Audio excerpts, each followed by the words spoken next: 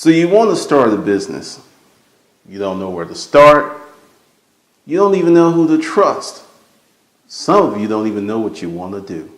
The big question is, how do you start a business that is not only fun, but profitable? Hold on for a second, and I'm going to tell you that and more.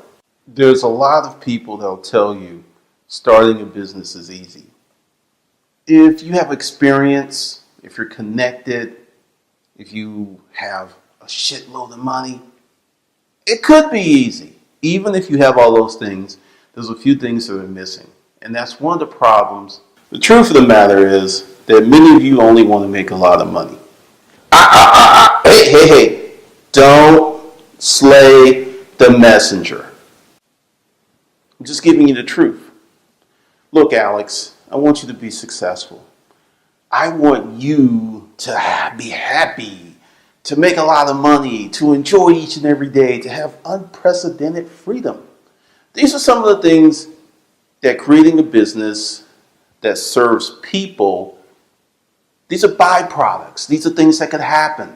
But Alex, I got to tell you a few things that you don't want to hear. Number one, it's not going to be easy. Number two, more than likely it's not going to be quick. Number three, you're going to have to make some sacrifices. I know. It's not what you heard on the interwebs. That's not what you heard for the free 99. Or that guy who was saying, I'm giving you 90% of my information for free, so the 10% that I charge for should be outstanding. It's none of that. I'm not telling you that.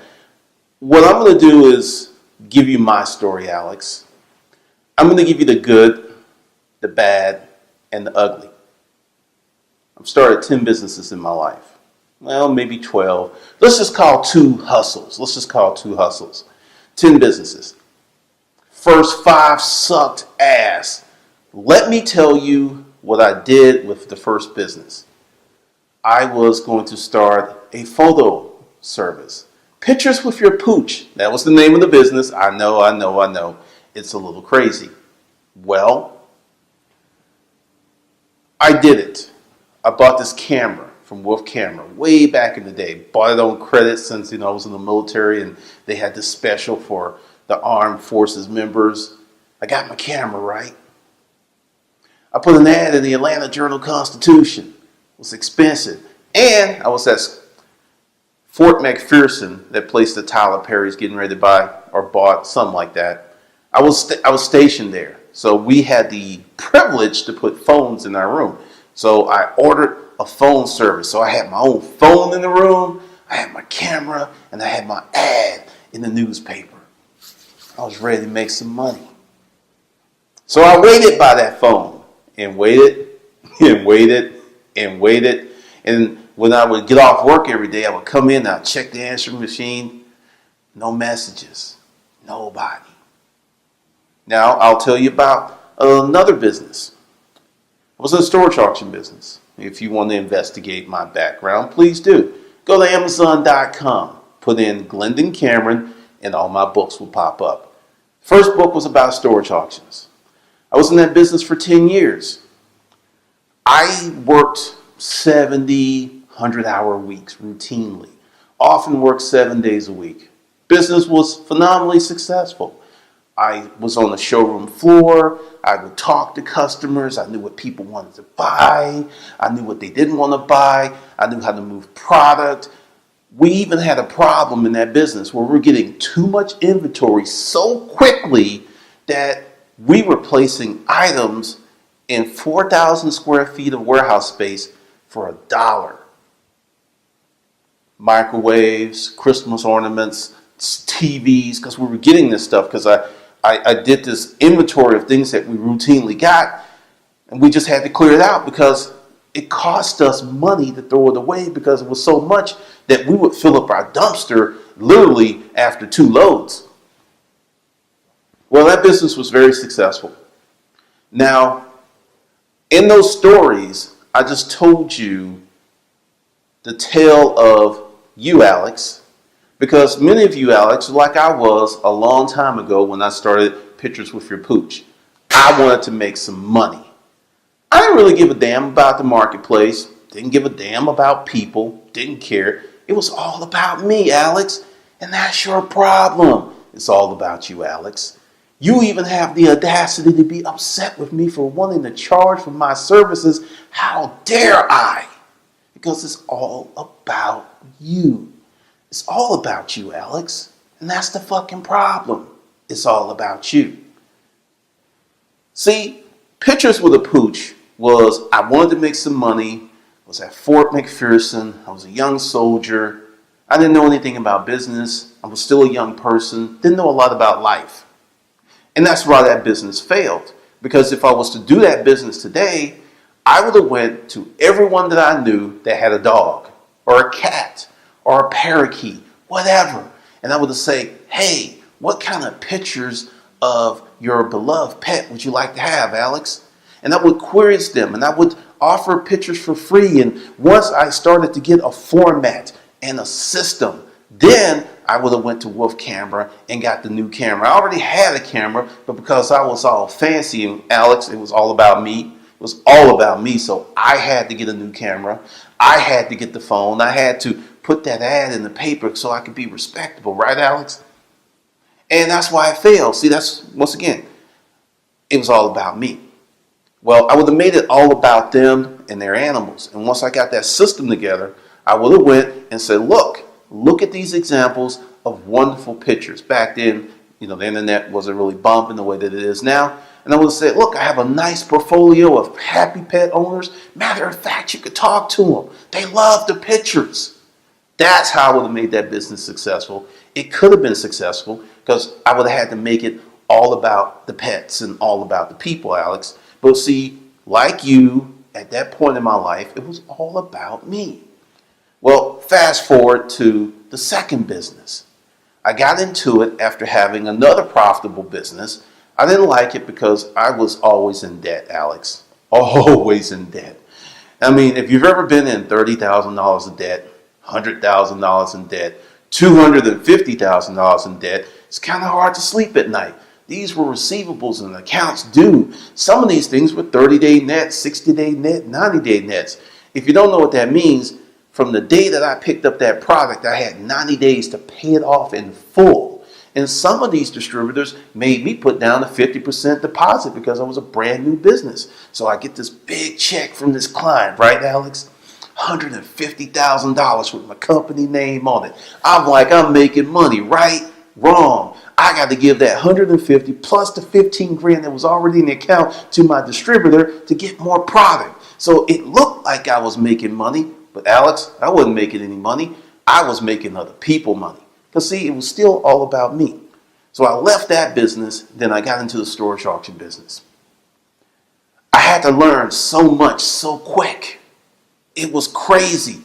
I had to learn about collectibles, antiques, guns, M16s, the laws on how to sell a Class 3 fully automatic weapon. I had to learn the state laws about selling handguns. I had to learn about cars. I would buy units, Alex. They had cars in the units, and the car had a lien on it. It's like, hey, how can I sell this? And the process was to send the lien holder a notice of rent because I was charging them a holding fee because I had their property. It was theirs because they hold the lien. But since I had it, it was costing me money. Due to this wonderful thing called the rule of law, I could charge them a rental fee. And after a period of time, it was like, well, just keep the car. Here's the title because it's cheaper than paying you the rental fee.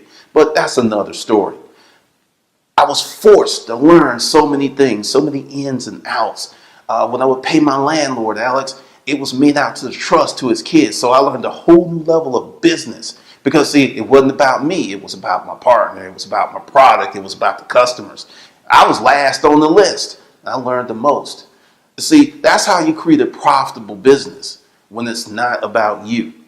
And that's one of the things with this fancy gee whiz internet life.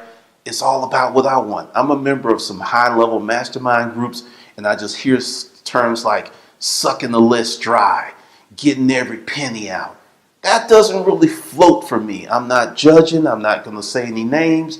I'm just going to say I don't think that's all about the customer. I don't think that's all about the marketplace. So Alex, if you want to create a profitable business, make it about the marketplace. Make it about the customer. So the first thing that you have to do is forget that you even exist. You don't matter. Your customers don't care if you had a bad day. Marketplace doesn't care if your mother has cancer. Doesn't care.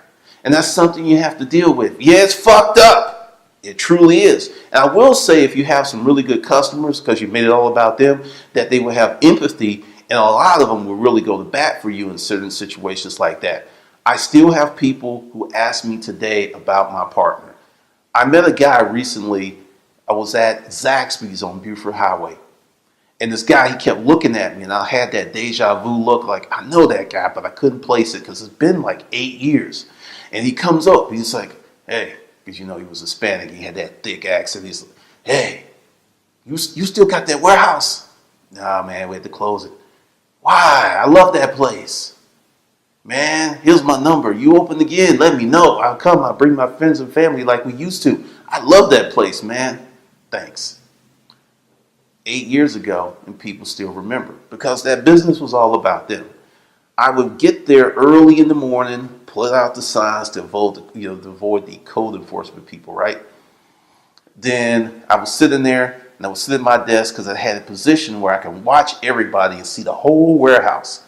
And I would watch what people would buy, and I would watch where they would linger, and I would watch where they would pause, and I'd write it down, or sometimes I would just remember it.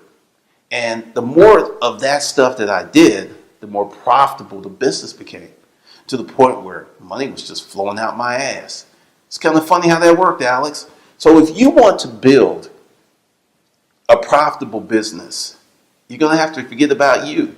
You're going to have to forget about your mortgage. You're going to have to forget about your kid's private school, the ex-wife, child support. All that's got to go out the window. You have to 100% align yourself with what the marketplace wants. And when you get to a supreme level of hustling entrepreneurship, you can actually dictate what the market needs, because you're coming from a position of, I want you to be successful. I want you to get what you want. I want you to get these products. I want you to get these services. And then you can start to predict things. A few years ago on this channel, when I used to do social commentary, because I stopped, I'm going to do that on another channel, I predicted that we have a new economy, a new a new class of people, very educated and dead ass broke. I think the title of the video was Why College Educated People Will Be Working Low Wage Jobs From Now and Forever, something like that, because essentially the marketplace works like this. The marketplace doesn't care if you can't pay your student loans. Marketplace don't care. Marketplace kind of like the honey badger. Marketplace don't give a shit. Marketplace don't give a damn. Does not care. So you're sitting there thinking, I gotta pay my student loans. I gotta pay my rent. I gotta pay my car note. I gotta pay off Bill because I borrowed $500 for him because I couldn't pay my rent. You're in this cycle of what you need to do while ignoring the marketplace. I built something called hustlerskungfu.com. We create mindsets because, once again, a lot of people are not fully in line with it because it's an advanced play. I know, based upon what I have seen in the marketplace in the last 20 years, that jobs, as we know, Alex, they're about to disappear. A good paying job, one that's like 60 to 100 grand with great benefits, those are kind of rare. And a lot of people are fighting tooth and nail for those jobs. But if you care about the marketplace, you care about people, you could create a business right where you are, selling a service, selling products that can make you the same money, and you'll feel good about yourself. You'll sleep well at night, Alex. You would, because see, you care about the marketplace and you don't care about you. So that's how you start a profitable business. That's how you make money. That's how you really, really set yourself apart from everyone else out here who's trying to make a buck. That's the thing. This week, I've had some wonderful phone calls with customers, potential clients, and there's the same overlying theme. I want to do something, but I don't know what to do. Well, here's an answer for you. Study the marketplace. See what you can provide for the marketplace that is needed and requested Or if you're prescient, that you can see that it's coming. My first book, going back to the successful storage auction business, I wrote that book because I knew the subject matter backward and forwards. But it was 10 years of my life, 20-some% of my life doing that one thing. Alex, you're trying to study something for a week and get 10 years of pay. This game's not going to work like that. Like I said, don't hate the player, don't hate the game. Learn the fucking rules so you can win. And one of the number one rules is the marketplace does not care about you. So that's how you start a profitable business. That's how you start a profitable hustle. If you like this video, and you should, go below and I've got some stuff that's pretty nifty, pretty spiffy, pretty special for you. There's some free stuff down there, and there's some things that's going to cost you a pretty penny. But if you want to improve your life, notice I said improve your life, not just build a business, because why would you build a business that resembles that job you hate? Something that you're selling, something you don't give a damn about, working with people you don't care about, doing all this stuff. Why would you do that intentionally when you had to do it to survive? That doesn't make any sense to me. So once again, if you want to build a life that you care about, that you love, and have a business that dovetails into your life versus you ingratiating yourself to your business, then we can talk. You've made it this far. There should be a number on the screen, or it may be at the end. I haven't decided yet because I'm doing this on the fly. But call that number and I'll set up an appointment to talk about your service to the marketplace. If you already have some type of service or product that you're selling to the marketplace, we can have a great conversation. If you are clueless, Alex, don't really know what you want to do, you're kind of looking for the best thing, the great thing, the next thing, I'm going to recommend that you join hustlerskungfu.com and start with 30 days to 2,500. It's a mindset course with salesmanship and how to build a business. But there's no thing that won't tell you how to sell this widget. It won't tell you how to get this product. It's a general course, but it could change your life. I've had one person who started a business from that course. I had one person who went from $30,000 a month, had a business already, to $100,000 a month from that course. But they did the work, and I'll make you this guarantee. If you do the work, Alex, you'll be successful. So once again, be sure to subscribe to the channel and be sure to go below the video and check out some of those wonderful things that I have for you.